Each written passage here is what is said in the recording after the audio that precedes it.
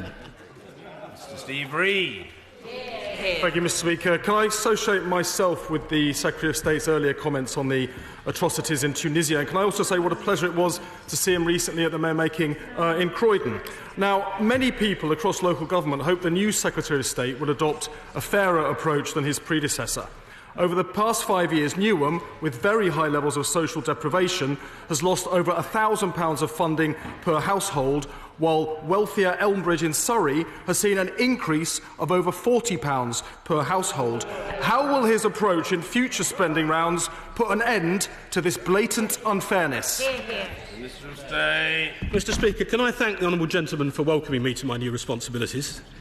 At least that's what it said here.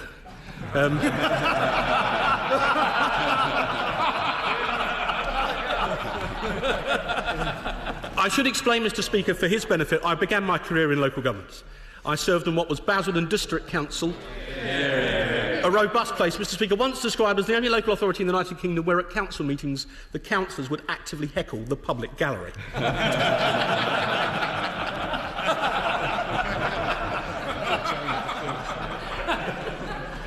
Can I also thank the honourable gentleman for being nice to my boss?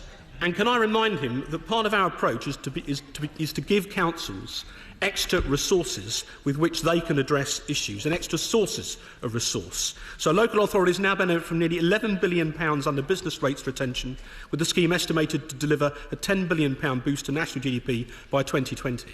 By 2015-16, 94% of local authorities will see growth in business rates above their initial projections, worth some £544 million. We're giving local authorities the methods to succeed. Reid. I thank the honourable gentleman for welcoming me to my position as well. Now, he seems to want people to believe that the government's approach is fair.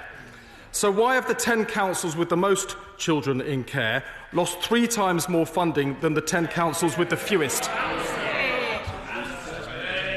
I'm very glad to see the honourable gentleman in his place. In terms of resources, we all know that money is tight. But I think it's worth reminding the House that DCLG contributed a package of £230 million to the recent in-year savings exercise, found mainly from unallocated contingencies and better than anticipated land receipts.